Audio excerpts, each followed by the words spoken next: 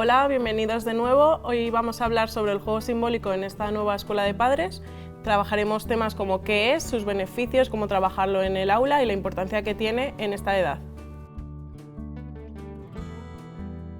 Iniciamos esta escuela de padres viendo qué es el juego simbólico. El juego simbólico puede definirse como toda actividad espontánea que se da en la infancia a través de la que los niños, de una forma lúdica, aprenden o reproducen situaciones de la vida cotidiana a través de sus capacidades mentales. De esta forma adquieren muchísimos aprendizajes. Por ejemplo, nos podemos referir a juegos como las cocinitas, papás y mamás, disfraces, ya que representan situaciones que ellos ven en la realidad. Me gustaría destacar que hay diferentes tipos de juego. En primer lugar, el juego funcional, que es el primero que conocen los niños, en el cual utilizan los juguetes con la finalidad que esos juguetes han sido creados. Es decir, manipulándolos, juegos de construcciones, juegos básicos.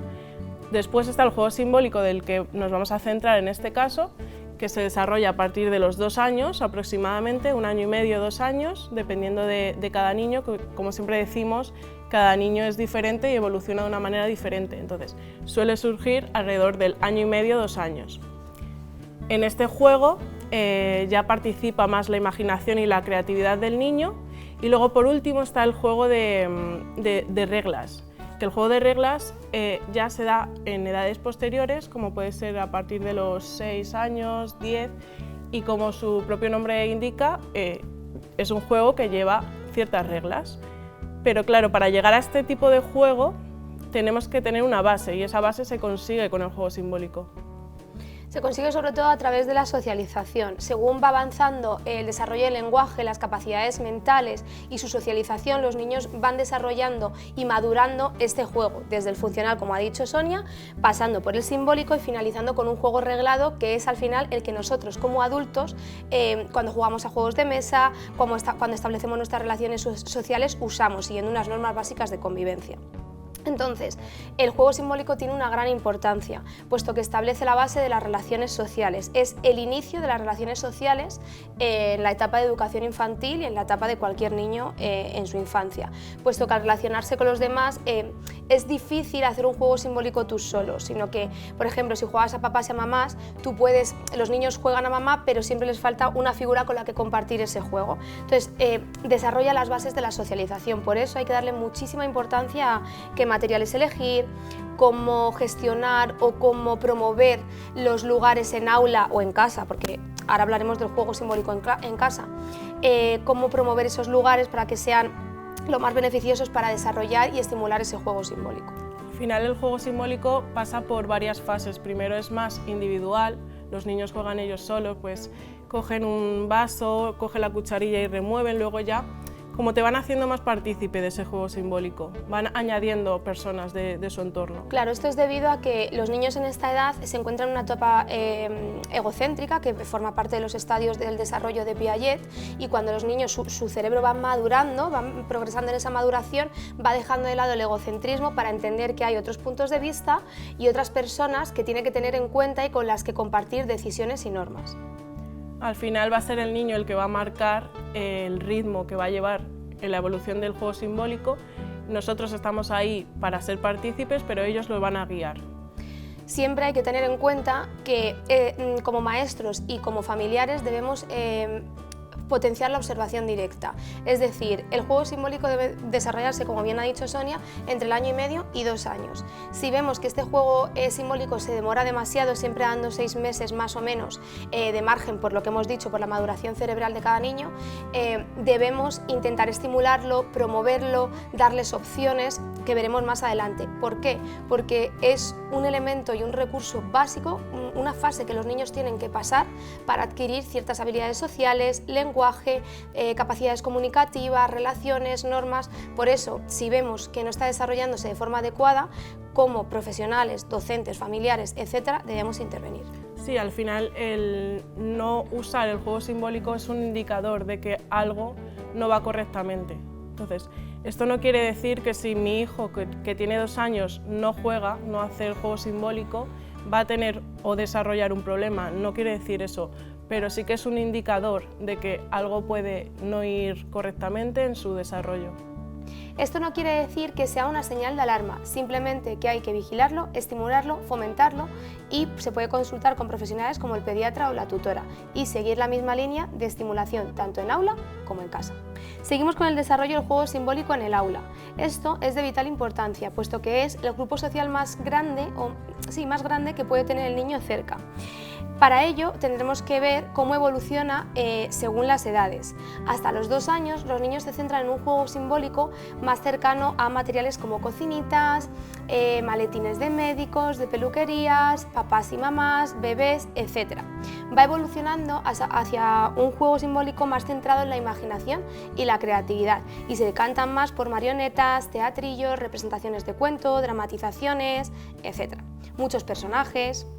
Y por último se va desembocando en un juego simbólico más centrado en lo que tienen cercano al contexto y al entorno, como pueden ser las profesiones, la ciencia, ya que sus centros de interés van cambiando y el juego simbólico siempre irá centrado en sus centros de interés, es decir, habrá niños a los que les gusten más las mamás y los papás, niños a los que les guste más jugar a cocinitas, todo tiene que ser respetable. Pero es verdad que no podemos dejar que se centren única y exclusivamente en un tema del juego simbólico, sino que puedan probar diferentes formas de jugar para así desarrollar diferentes capacidades. El juego es fundamental en todas las etapas porque el niño va a ensayar conductas que va a utilizar en un futuro. Por ejemplo, si nosotros al final cortamos el juego simbólico o manipulamos de esta manera el juego simbólico de los niños, puede que haya conductas que no adquieran. Por eso es bueno realizar una observación directa en la que dar al niño diferentes opciones de juego simbólico, ofrecer tantas opciones que él pueda no solo elegir, sino aprender otras. Es decir, a lo mejor un niño está muy centrado en que le encantan las cocinitas, pero de repente traemos un maletín de herramientas, y le encanta jugar con el maletín de herramientas. Entonces, proporcionar opciones es algo muy beneficioso dentro del juego simbólico. No nos podemos centrar únicamente en mamás y papás y cocinitas, sino que hay una amplia variedad de materiales para el juego simbólico. Incluso podemos dejarle una simple caja y con una simple caja ellos van a pensar que puede ser un castillo, construir un castillo, un cohete, una nave espacial. Al final el juego simbólico es eso, imaginación y creación. Eso es, al final no siempre tenemos que optar por materiales ya construidos y establecidos, sino que, como dice Sonia, podemos estimular la imaginación y la creatividad a través de simples objetos de la vida cotidiana, como cajas, también pueden ser hueveras de los huevos que compramos, en las que hacen trenes, las utilizan para cocinitas. De esta manera podemos hacer que ellos imaginen y creen y desarrollen sus capacidades neuronales. De hecho, cuando un niño quiere jugar al principio con un coche, coge el propio coche como tal y hace que es un coche, pero luego más adelante, cuando se crea una imaginación y una creatividad más amplia en la cabeza de nuestro niño, con un simple bloque de madera puede hacer que es un coche, puede hacer que es una nave. Sí, es decir, recrean situaciones a través de materiales que no son significativos, es decir, un coche no tiene por qué ser rojo y tener ruedas, sino que un bloque para ellos puede ser un coche. Es lo que comentábamos antes, del juego funcional evoluciona a un juego más creativo e imaginario. Es decir, una caja podemos hacer un barco, con una caja podemos hacer un cohete, por eso de ahí los beneficios tan importantes del juego simbólico. De hecho, para estimular el juego simbólico en nuestros niños, debemos dejarnos llevar por su fantasía, es decir, dejarle, si piensa que es un coche o se imagina que es un coche, seguirle en esa fantasía, no cortarle, no es un coche, es un bloque de madera. Sino realizar un refuerzo positivo. ¡Wow! Me encanta tu coche, es súper bonito. ¿Y de qué color es? ¿Cuántas ruedas tiene? Y de esta manera potenciar un poco que desarrolle más aún esa imaginación inicial en la que ha convertido un bloque de madera en un coche. Bien, vamos a abordar ahora cómo fomentar el juego simbólico. En primer lugar, retomando lo que ha dicho Sonia, nunca cortar al niño cuando está desarrollando esa imaginación y esa creatividad. En segundo lugar, es muy importante darle un tiempo y un espacio para que se desarrolle. Es decir, no podemos jugar al juego simbólico 10 minutos porque cuando él empieza a desarrollar esa imaginación cortamos el tiempo de juego. Entonces es importante que elijamos momentos en los que el niño esté tranquilo y pueda desarrollar ese juego, esa imaginación y esa creatividad bien. Por ejemplo, en las primeras horas de la mañana o a las últimas horas de la tarde, ya que es un juego más liviano, no necesita tanta concentración como para otras actividades. Otra de las cosas que nos ayudan a fomentar el juego simbólico es ofrecer diferentes materiales. Retomando igual lo que ha dicho, tanto materiales más establecidos como pueden ser cocinitas, coches, muñecos, etc., hacia cajas, hueveras, botes y un montón de materiales, así también fomentando un poco el reciclaje, que nos ofrezcan múltiples opciones para estimular esta imaginación. ¿Qué más podemos decir? Pues también podemos recomendar para fomentar el juego simbólico que siempre tiene que haber un respeto, es decir, porque a un niño le gusten las cocinitas no quiere decir que no respete que a otro le gusten solo las construcciones o le gusten solo los coches. El respeto es la base de todo aprendizaje. Por lo que, como docentes, debemos promover este respeto en el juego simbólico. Nadie puede obligar a nadie a jugar a otro juego que quieras, es decir, cada uno elige el juego simbólico de forma libre. Podemos orientarlo y fomentarlo, pero nunca exigir que se elija un determinado juego. Entonces, desde ese ejemplo que nosotros damos, debemos traspasárselo a ellos para que se respeten mientras están jugando. Y por último, destacar que el juego simbólico es un gran recurso para fomentar el lenguaje. Es decir, nosotros también debemos ser partícipes en el juego simbólico y, por ejemplo, si vemos a un niño jugando solo cocinitas, podemos ponernos a jugar con él, decirle ¿qué me estás haciendo de comer? Y a través de preguntas, él va a ir estimulando su lenguaje. Pues hoy te voy a hacer lentejas, venga, abre la boca, y está reproduciendo una situación de la vida cotidiana a través de su capacidad mental y estimulando su lenguaje y adquiriendo vocabulario a la vez. Vamos a hablar ahora sobre los beneficios del juego simbólico. Estos beneficios son muchísimos. Como ha dicho Bea antes, favorece a la estimulación del lenguaje, ayuda a ampliar su vocabulario, le ayuda a conocer y dominar su propio cuerpo y además crea vínculos afectivos tanto con sus iguales como con nosotras como maestras y con sus familias. Como ha dicho Sonia, para establecer estos vínculos afectivos es necesario que nos involucremos en el juego simbólico, jugando y compartiendo momentos con ellos. Por ejemplo, si están jugando con el maletín de herramientas, podemos simular que taladramos para colgar un cuadro y de esta manera reforzar estos vínculos tan importantes en estas edades. Además, no debemos olvidar que el juego simbólico es muy importante, pues estimula la curiosidad, que es un recurso, tal y como dicen las bases neurocientíficas y de la neuroeducación, básico para el proceso de enseñanza-aprendizaje. Es por ello que, por ejemplo, comienzan, como ha dicho Sonia antes, desde un juego más básico y funcional, es decir, comienzan jugando con las cocinitas solo a hacer comiditas o a meter los alimentos en botes y después van desarrollando esta curiosidad por cómo funciona el horno o cómo uso la sartén y van aprendiendo el funcionamiento de objetos, recursos y del entorno que les rodea.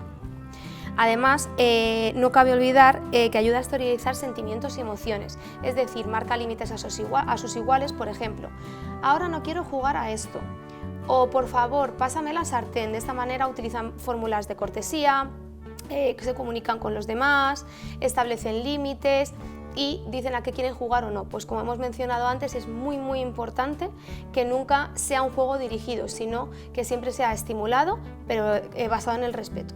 Además, muchas veces expresan a través del juego cosas que no pueden expresarse a través del lenguaje todavía. Y también cuando nosotras estamos muy pendientes, porque muchas veces cuando repite al jugar ciertas conductas, o sea, cuando se repiten ciertas conductas, esto significa que puede ser que esté surgiendo un hecho que es significativo para ellos. Entonces, nosotras estamos muy pendientes cuando no es simplemente dejarles jugar y ya, sino que estamos muy pendientes de cómo se desarrolla ese juego simbólico. Se pueden observar, como ha dicho Sonia, muchas conductas que pueden marcar nuestra atención y que tendremos a lo mejor que comentar con los padres y que llevar una misma línea escuela-familia. No tienen por qué ser negativas o positivas, sino puede ser cualquier tipo de conducta. Tanto buenas como también negativas porque jueguen más solitos y de esta manera llevar una misma línea familia-escuela, que es muy importante. Para finalizar, nos gustaría acabar con una frase muy representativa para nosotras de Elisa Reyes, que es una precursora en educación y especial en educación infantil, que es: si se ha divertido, lo ha aprendido. Es decir, enmarcar todo en la educación infantil de una forma lúdica que fomente la curiosidad y las ganas de aprender. Muchas veces nos centramos meramente en el aspecto académico y nos olvidamos de la importancia que tiene el juego en estas edades, siendo primordial tanto para ellos como para nosotros. Y para su desarrollo emocional, pues es muy importante, como hemos dicho, para establecer relaciones sociales, vínculos afectivos, lenguaje, comunicación, imaginación y creatividad. De hecho, hay muchas teorías en la educación que no se ponen de acuerdo en muchos aspectos, pero todas tienen en común que el juego es primordial para los niños y que crea una base para su futuro desarrollo. Por eso siempre mantendremos en las aulas un ambiente lúdico y divertido. Hasta aquí la Escuela de Padres de hoy, esperamos que os haya gustado y haya sido de utilidad. Cualquier duda o sugerencia nos podéis escribir al correo del centro y nos vemos en la siguiente Escuela de Padres.